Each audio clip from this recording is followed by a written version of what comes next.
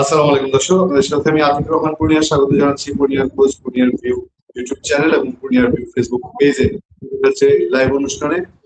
বাংলাদেশে রাজনীতি গত 2-3 বছর ধরে প্রতি মুহূর্তে বাংলাদেশের রাজনীতি এবং আন্তর্জাতিক রাজনীতি খবরের পাতায় বাংলাদেশের রাজনীতি আছে। সেই জায়গায় বাংলাদেশে নতুন সরকার গঠন হয়েছে, আমরা নতুন সরকারকে অভিনন্দন জানিয়েছি, নতুন সরকারকে তীক্ষ্ণ চোখে নজর রাখছি। আমরা এর মধ্যে দুটি সরকার, এই ইউটিউব এবং ফেসবুক যেমন একটি আওয়ামী লীগ আর একটি হচ্ছে ডক্টর ইউনূস সরকার দেখেছি, এবং সেই সরকারগুলোকে আমরা সরিয়ে দেওয়ার কথা বলেছি। এর মধ্যে দিয়ে বাংলাদেশে অন্যতম একটি আলোচনা আবার যোগ হয়েছে, সেটা হলো দেশের ভেতরে রাজনীতিতে বিএনপি, জামাত ইসলাম এরপর আওয়ামী লীগের অবস্থান কি হবে আমরা দেখেছি। তার আগে জানিয়ে নিচ্ছি আমাদের আজকের সম্মানিত অতিথি, আপনাদের সবার প্রিয় রাজনৈতিক নেতা, রাজনৈতিক ব্যক্তিত্ব এবং জনতা দলের প্রধান তারেক রহমান, আপনাকে স্বাগত জানাচ্ছি আমাদের দর্শকদের মধ্যে থেকে। তারেক রহমান নিশ্চয়ই ভালো আছেন। একটা নির্বাচনী ঝড় গেছে আপনার উপর দিয়ে, চোখে মুখে আপনার নির্বাচনী ঝড়ের প্রভাব আমরা আপনার নির্বাচনী ফলাফলও জানি। আপনি খুব গঠনমূলক ভাবে নির্বাচনটা মোকাবেলা করেছেন, সেই জন্য আপনাকে শুভেচ্ছা জানাচ্ছি। তারেক রহমান, বাংলাদেশে বিএনপি সরকার মানে ইলেকশনের পর দিন থেকে বিভিন্ন জায়গায় আওয়ামী লীগের অফিস খুলে দেওয়া হচ্ছে। আওয়ামী লীগের অফিস কখনো বিএনপি নেতারা খুলে দিচ্ছেন, কখনো আওয়ামী লীগ নেতারা নিজেকে খুলছে। এখন কিন্তু 10টি জেলায় খবর পাওয়া গেছে যে অফিস খোলা হয়েছে। আওয়ামী লীগ সম্পর্কে আপনার অবস্থান, রাজনৈতিক চিন্তা সব মোটামুটি আপনি আপনার নিজস্ব প্ল্যাটফর্মে বলেন, আমরাও আগ্রহ নিয়ে প্রচার করি। সবশেষ কি বুঝতে পারছেন? এবং আমরা দেখলাম যে গতকাল এনসিপি নাহিদ ইসলাম খুব টেনশন নিয়ে, উদ্বিগ্নতার সাথেই তিনি প্রেস কনফারেন্স করলেন, বলছেন যে আওয়ামী লীগ অফিস সেভাবে খুলে দেওয়া হলে প্রশাসনকে মোকাবেলা করতে, সেই ইউনূস সরকারের মতো ইউনূস সরকার যা করেছে তারা সেটাই প্রত্যাশা করছে বিএনপি সরকারের কাছে, আর না হলে তারা জনতা নিয়ে এটার প্রতিরোধ করবে। কোন দিকে যাবে এই এনসিপির প্রতি প্রত্যাশা অনুযায়ী? বিএনপিও কি ডক্টর ইউনূসের পথে হাঁটবে, নাকি আওয়ামী লীগের দরজা উন্মুক্ত হবে, তাতে করে এনসিপির আরো গলা শুকানোর অবস্থা তৈরি হবে? তারেক রহমান। জি, অনেক ধন্যবাদ। আপনাদেরকে বলি, বাংলাদেশের জনগণ যে মানুষগুলোকে সংসদে দেখতে চায় তাদেরকে নির্বাচন প্রক্রিয়া থেকে বাইরে রেখে, যারা দেশকে চায়নি, দেশের বিরুদ্ধে যুদ্ধ করছে, দেশের নারীদেরকে হত্যা করছে, ধর্ষণ করেছে, তারা সংসদে গেল। কিন্তু আওয়ামী লীগের একটা বড় স্টেক হোল্ডার আছে, তারা কেউ পার্লামেন্টে গেল না। এই যে তাদের অনুপস্থিতিতে অন্য একটা রাজনৈতিক প্রক্রিয়া যারা বাংলাদেশ চায়নি তারা পার্লামেন্টে ঢুকছে, সেটা গোলাম আজমের উত্তরসূরিরা, নিজামের উত্তরসূরিরা ঢুকছে, বুক ফুলিয়ে চলছে। এটা কি দেশের জন্য খুব ভালো? এটাই আমার জিজ্ঞাসা। আপনারা তো অফিস খোলা নিয়ে কথা বলছেন, যে অফিস খুলছেন, কিন্তু এই তো বাংলাদেশে পার্লামেন্টে দেখুন, আওয়ামী লীগকে কৌশলে দূরে রাখলেন, আপনারা দূরে রেখে জামাতকে সেখানে ঢুকলেন। জামাত কি 5টা আসন পাওয়ার মতো যোগ্য? এটা কেন পেল? আওয়ামী লীগ না থাকার কারণে পাইলো। তাহলে আওয়ামী লীগ না থাকার সবচেয়ে বেনিফিট পাইলো হলো জামাত, তাই না? এটাই আমরা বিরোধিতা করেছি আর কি, যে এইভাবে হওয়া উচিত না। এবং সেটা হলো আওয়ামী লীগের অফিসগুলো যে খুলে দিচ্ছে, সেই বিষয়ে আমাদের স্পষ্ট কথা আমরা বলেছি যে আমরা এটা দেখে আনন্দিত, ভালো। এটা আরো আগে, নির্বাচনের আরো আগেই খোলা উচিত ছিল এবং তারা নির্বাচনে অংশগ্রহণ করা উচিত ছিল, এটা আমার পারসেপশন।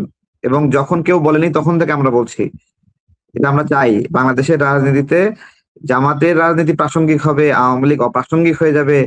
হ্যাঁ, যারা জামাতের চেয়ে বড় অপরাধী কেউ আছে নাকি বাংলাদেশে? জানতে চাচ্ছি, তাদের চেয়ে কোনো বড় অপরাধী আছে?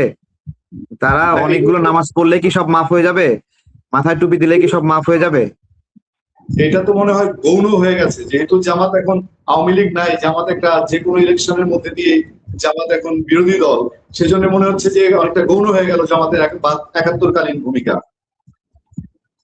গৌণ হয়ে গেছে না? এটা তো আমরা অপরাধী এই বিষয়ে। আমরা যারা এই রাজনৈতিক প্রক্রিয়ায় কথা বলার একটু চান্স পাচ্ছি, সাহস পাচ্ছি, তারা অপরাধী। যারা কথা বলতে পারছে না তারা তো পাচ্ছে না, তাদের তো কথা বলার সুযোগই নাই, কিন্তু আমরা অপরাধী আর কি।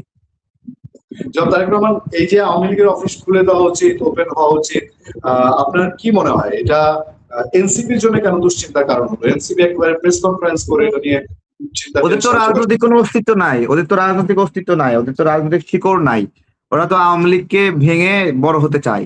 ওদের ওদের এইম ইন লাইফ আওয়ামী লীগের সদস্যরা ওদের ওখানে যোগ করবে, ওরা শক্তিশালী হবে, এটাই তো ওদের রাজনৈতিক লক্ষ্য উদ্দেশ্য, তাই নয়? তাহলে এটা যদি হয় তাহলে ওরা তো চাবে আওয়ামী লীগ না থাকুক। জামাত তো নিজস্ব কিছু নাই, তো জামাত তো চাইবে আওয়ামী লীগের লোকদেরকে নিয়ে শক্তিশালী হতে, তাদের এটা পলিসি। সেই জায়গা থেকে আওয়ামী লীগ না থাকলে ওদের জন্য সুবিধা হয়। বিএনপি তো কাউকে ভয় পায় না, আওয়ামী লীগও কাউকে ভয় পায় না, সাময়িক একটু বিপদে আছে। কিন্তু কিন্তু আমরা যে এইভাবে আওয়ামী লীগকে বিলুপ্ত করে আর জামাতকে শক্তিশালী হাতির মতো করলাম, এটার অপরাধে আমরা অপরাধী। এখন এইটা হওয়ার পেছনে তো আওয়ামী লীগের কিছু দায় আছে। আওয়ামী লীগের আওয়ামী লীগের দায় আছে না? আওয়ামী লীগ আমাদেরকে আদর করছে নাকি? আমাকে আমাকে কম মারধর করছে? আওয়ামী লীগের ভাইরা আমাকে বলে যে আপনি 32 ভাঙচুর নিয়ে ক্ষমা চাইলেন, ভালো লাগছে, ঠিক আছে। আমি তো 32 ভাঙা নিয়ে সরি ফিল করছি যে এটা আমার ভাঙা ঠিক হয়নি, আমি অন্যায় করছি এটা, ঠিক আছে। কিন্তু আওয়ামী লীগের আমাদের ভাই বন্ধু যারা আছে, যারা আমাদের অত্যাচার করছে অনেক, তারা কি কখনো সরি ফিল করছে যে আমাকে কত অত্যাচার করছে, আমাকে কয়বার গুম করছে, কত রিমান্ডে নিচ্ছে, কত অত্যাচার করছে, আমি যে শারীরিক ভাবে এখনো অসুস্থ, তারা কখনো সরি ফিল করছে? কখনো সরি, আমার 3বার ব্যবসা প্রতিষ্ঠান ভেঙে মাটির সাথে মিশাই দিছে, কখনো সরি ফিল করছে? তারা কখনো সরি ফিল করেনি, ঠিক আছে। এবং এখনো সরি ফিল করতেছে না। এবং যারা এই অপরাধী তাদের সরি ফিল না করার কারণে অন্য যারা নির্দোষ আওয়ামী লীগ তারা ভুক্তভোগী। আজকে আজকে যে মানুষগুলো দেশে আছে আওয়ামী লীগের, তারা তো অপরাধী হলে, অন্যায়ের পাহাড় জমাইলে, টাকার পাহাড় জমাইলে দেশে চলে যেত। দেশে পড়ে রয়েছে কেন? কারণ দেশে সে গরিব, সে অন্যায় করেনি তাই দেশে পড়ে রয়েছে, তার তো যাওয়ার প্রয়োজন নাই। কিন্তু তাদের যারা অন্যায় করছে তাদের কারণে তো আওয়ামী লীগের এই মানুষগুলো ক্ষতিগ্রস্ত। আজকে নেমে পড়ো, স্লোগান দাও বলতেছে, আহ্বান, সবাই প্রতিরোধ করো বলতেছে। যে মানুষটা ডাক দিচ্ছে প্রতিরোধ করার, তাকেও তো রাজপথে আসতে হবে। সে আসুক, সে তো নিজেকে আরাম রেখে অন্যদেরকে বিপদে ফেলছে। সময় লাগবে, আওয়ামী লীগের জন্য অনেকটা সময় লাগবে। আমরা কথা বলছি, আমাদের উপর ঝুঁকি কম সেজন্য কথা বলছি। আওয়ামী লীগ একটু নীরবে থাকুক, কিন্তু এটা আমরা বেসিক্যালি এই এই রাজনৈতিক প্রক্রিয়ায় দেশের ক্ষতি হলো। বাংলাদেশের সবচেয়ে বড় একটা স্টেক হোল্ডার তারা পুরা পার্লামেন্টের অনুপস্থিত, এবং বাংলাদেশ বিরোধী একটা শক্তি পার্লামেন্টে ভালো একটা সংখ্যা নিয়ে সেখানে ঢুকে পড়লো। এটা দুঃখের জায়গা আর কি। আপনার জামাতে ইসলামী এবং এনসিপির ভবিষ্যৎ সম্পর্কে আপনার ধারণা কি? আপনার অভিজ্ঞতা কি? ভবিষ্যৎ কি? আপনার কালকে আওয়ামী লীগ পুনর্বাসন হয়ে গেলে পরশুদিন আওয়ামী লীগ আপনার হলো ফাংশন করবে মাঠে, তখন তো জামাত এনসিপি দের কোনো বেল নাই। ওই দেখলাম আজকে এনসিপির একটা অফিসকে ওই ডালপুরির দোকান বানাইছে, ইফতার বিক্রি করতেছে, বুঝছেন। মানে এই দোকান মালিক সেই দোকান নিয়ে নিয়ে উপরে এনসিপি লেখাই আছে, কিন্তু পুরিওয়ালাকে ভাড়া দিয়ে দিচ্ছে। তো এটা হলো এদের, জাস্ট এইটুকু চাপ সহ্য করতে পারলো না। আমরা এই গণঅভ্যুত্থানের পরে আমাদের উপর কত জুলুম করছে ডক্টর ইউনূস, কত কত ধরনের জুলুম করছে। একটা রাষ্ট্রীয় প্রোগ্রামে আমাদেরকে অ্যাক্সেস দেয়নি এনসিপি অপছন্দ করে বলে। আমরা প্রথম থেকেই সবগুলো প্রোগ্রামে ছিলাম, শেষের দিকে গিয়ে সব জায়গা থেকে আমাদেরকে ব্লক করে দিচ্ছিল, যে আমরা গেলে খোঁচা দিয়ে কথা বলি, একটু অন্যায় ধরি, ভুল ধরি, সহ্য করতে পারে না। এর মধ্যে দিয়ে আমরা টিকে ছিলাম, এবং এই গণঅভ্যুত্থানের কোনো বেনিফিট আমরা নেইনি, এবং বিএনপি সরকার ক্ষমতায় আসছে, এখনো কোনো বেনিফিট আমরা নেব না। আমাদের পথ চলাটা এরকম, তারপর আমরা টিকে আছি, সামনে আমরা টিকে থাকবো। কিন্তু কিন্তু এনসিপি এই যে এত টাকা পয়সা নিয়ে আয় উপায় করে, ওরা কেন বিলুপ্ত হওয়ার পথে এখন, সেটা জিজ্ঞেস করছি। আপনি কি সত্যি মনে করছেন যে এনসিপি এখন বিলুপ্তির পথে হাঁটছে? বিলুপ্ত হবে না। এই যে আওয়ামী লীগের অফিসগুলো খুললে, এগুলোর কোনো রাজনীতি এটা থাকে প্রাসঙ্গিকতা দিয়ে ভাইয়া, প্রাসঙ্গিকতা, যার প্রাসঙ্গিকতা শেষ হয় তার রাজনীতি শেষ হয়ে যায়। হ্যাঁ, এবং ওরা তো রাজাকারদের পক্ষে নিছে, রাজাকাররা নিজেরাই প্রাসঙ্গিক না। আওয়ামী লীগ আসলে তাদের পক্ষ নিয়ে তারা আবার কতটুকু প্রাসঙ্গিক হবে? আওয়ামী লীগের তো কিছু অফিস এই এনসিপি নতুন দল যখন রেজিস্টার্ড না, তার সারা দেশেও মনোনয়ন দেওয়ার কোন ক্ষমতা দেখিনি আমরা। তারপরে তো আওয়ামী লীগের অফিস সুযোগ পেয়ে তারাও দখল করার চেষ্টা করেছে একসময়। সেটার কি না, আমি আপনাকে আরো ক্লিয়ারলি বলি। প্রথমত, আওয়ামী লীগ আগামী 2-3 বছর কোনো ভায়োলেন্সে যাবে না, প্রতিরোধ রাজনীতিতে যাবে না। আমার কাছে যতটুকু ইনফরমেশন আছে, প্রতিরোধ রাজনীতিতে যারা যাবে না, তারা সিম্পলি শান্তিপূর্ণভাবে জনগণের দাবি দাওয়া নিয়ে কাজ করতে চায়, এবং এটা তাদের একমাত্র পথ। তারা যদি মানে ব্যাকে ফিরতে চায়, জ্বালাও পোড়াও করে ব্যাকে ফিরতে পারবে না। শান্তিপূর্ণভাবে স্বাভাবিক রাজনৈতিক দল হিসেবে ফাংশন করতে হবে। কারণ যতটুকু ক্ষতি আওয়ামী লীগের হয়েছে, এজন্য আমরা দায়ী না, এটা আওয়ামী লীগ দায়ী। আওয়ামী লীগের ক্ষতির জন্য কি আমরা দায়ী নাকি আওয়ামী লীগ দায়ী? জাস্ট বলেন, তাই না? তো এটা তো আওয়ামী লীগ নিজে দায়ী। তাহলে আওয়ামী লীগ নিজে দায়ী তার ক্ষতির জন্য। তো সেই ক্ষতি থেকে রিস্টোর করার জন্য তাদেরকে এখন বিভিন্ন দাবি দাওয়া বা আন্দোলন সংগ্রাম পজিটিভলি আপনার হলো বুদ্ধিভিত্তিক রাজনীতি, সেগুলোর মাধ্যমে কাজ করা এখন জরুরি। এবং এটা বাংলাদেশে এই রাজনীতিটা খুবই জরুরি। আমাদের সাংস্কৃতিক অস্তিত্ব হলো আওয়ামী লীগ, সাংস্কৃতিক অস্তিত্ব হলো বিএনপি। এটা বুঝতে হবে। আওয়ামী লীগ বিএনপি একই মুদ্রার এপিটোপিট বলে না? হ্যাঁ, বাংলাদেশের মালিক তারা একই মুদ্রার এপিটোপিট, এবং তারা একটার উপরে পরিপূরক, তারা স্বাধীনতার উত্তরসূরি। তারা এটাকে নেগেটিভলি যারা বলে তারা জামাত শিবির রাজাকার। আপনি ফলো করেছেন এবারের নির্বাচনে জামাত তো আওয়ামী লীগের ভোট পেয়ে ফেলবে এরকম ভাব ডাকসু রাকসু এগুলোর হিসাব দিয়ে বলা হচ্ছিল যে আওয়ামী লীগের ভোট তারা পেয়েছে, এবং এই ডাকসু রাকসু দিয়ে জামাতের একটা পজিশন তৈরি হয়েছিল যে এই যে না না শিক্ষা প্রতিষ্ঠান। শুনে, প্রথমত আওয়ামী লীগ হলো ভোট কেন্দ্রে যায়নি, ঠিক আছে? আওয়ামী লীগ ভোট কেন্দ্রে যায়নি, এবং এবার ভোটের সংখ্যা অনেক বেশি, এরকম না। দ্বিতীয়ত ফরিদপুর অঞ্চলে আওয়ামী লীগের ভালো একটা ভোট জামাত পেয়েছে, ঠিক আছে? সুতরাং যে ব্লেমটা করে যে বিএনপি আওয়ামী লীগের ভোট নিয়ে ক্ষমতা গঠন করছে, পুরোপুরি এরকমও না। বেসিক্যালি আওয়ামী লীগ নির্বাচনে যায়নি, ঠিক আছে? আওয়ামী লীগ যদি ব্যাপকভাবে নির্বাচন যেত তাহলে থিওরি অনুযায়ী জামাত আরো আসন পাইতো, এটা হলো একটা বাস্তবতা। আমি যখন তারেক রহমান না দুইটা ইস্যু দিয়ে শেষ করবো, ছোট ছোট দুইটা ইস্যু খুবই ইন্টারেস্টিং, এবং বাংলাদেশে এটা খুবই মানে বাংলাদেশের রাজনীতিতে এরকম ঘটনা ঘটবে। এই গণভোট, ডক্টর ইউনূস আলী রিয়াজ আপনারাও গেলেন ঐক্যমত্য কমিশনে, জুলাই সনদ সই করলেন সাংঘাতিক আড়ম্বরের সাথে। এখন এই জুলাই সনদ গণভোট এগুলার কি হবে, কি হচ্ছে, আপনি কি না দেখতে পাচ্ছেন? আমি আপনাকে বলি, উদ্দেশ্য যদি ভালো হয় তাহলে একটু দুর্বল জিনিসকেও আপনি সুন্দরভাবে দেখাতে পারবেন। আর উদ্দেশ্য যদি খারাপ হয়, একবারে পবিত্র জিনিস অপবিত্র লাগে। উদ্দেশ্য যে খারাপ, এটাকে খারাপ কাজে ব্যবহার করবেন। তো গণভোট এইসব কিছু ইউনূস সরকার চলে যাবে, যাওয়ার আগে যাওয়ার সময় একটা প্যাচ লাগাই দিয়ে রেখে যাবে এই সংবিধান নিয়ে, আমাদের মুক্তিযুদ্ধ নিয়ে, এটা তাদের উদ্দেশ্য। এবং তারা চলে গিয়েও যেন এদেশের রাজনীতিতে মতপরি করতে পারে, তারই প্রক্রিয়া সংবিধান সংস্কার কমিশন নামে একটা শয়তানি করার চেষ্টা করছিল। তো এগুলো তো সবার কাছে প্রকাশিত, এগুলো এই মানে এই অভদ্রতা গুলো। এবং আমরা অনেক বিষয়ে আলোচনার সময় আমরা আলাপ তুলেছি, আমাদের বয়স কম বলে আমাদেরকে কথা বলার সুযোগই দেয়নি আলী রিয়াজ স্যার। মাইক কেড়ে নিয়েছে, থামায় দিয়েছে, আমরা বেশি বুঝি, এসব বিভিন্ন কিছু বলেছে। ঠিক আছে, আমরা বেশি বুঝে লড়াই সংগ্রাম করি, বেশি বুঝে দেশের জন্য ঝুঁকি নেই। তারা কখনো ঝুঁকি নেয় না, কিন্তু তারা এসে মানে ক্ষমতার স্বাদটা পেয়ে যায়। আপনি একটা যে আপনি বলেছেন যে আরো একটা গণঅভ্যুত্থান হ্যাঁ হবে, এটা ব্যারিস্টার আসদুজ্জামান ফুয়াদের বক্তব্য ধরে আপনি বলেছেন গণঅভ্যুত্থান হবে, তারাও বলছেন গণঅভ্যুত্থান।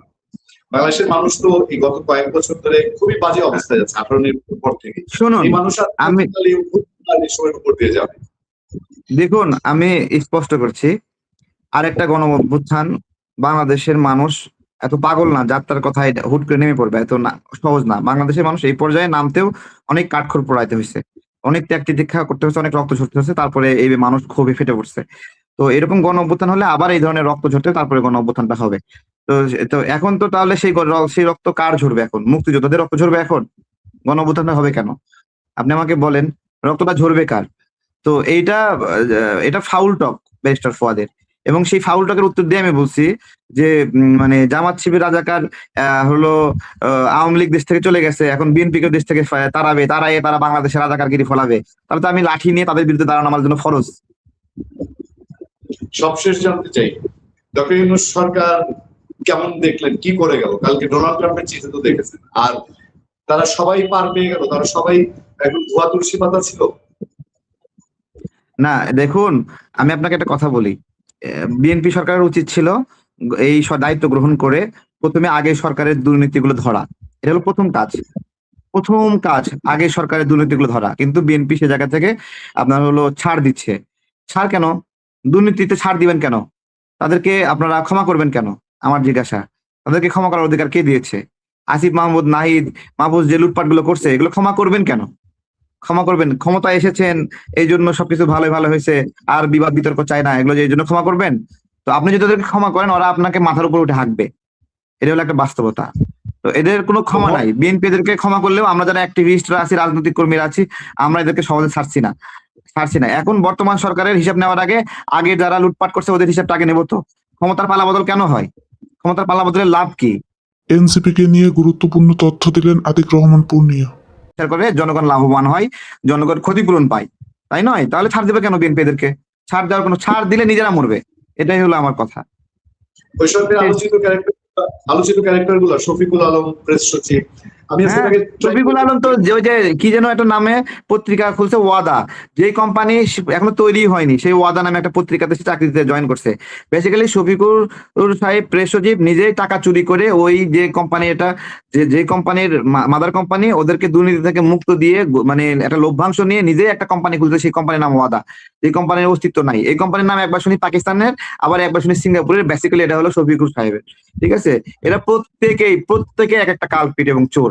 এরা দেশে থাকুক, এদেরকে আমরা খুঁজে দুর্নীতিগুলো বের করবো, একটু সময় নেবে, আপনারা দেখেন।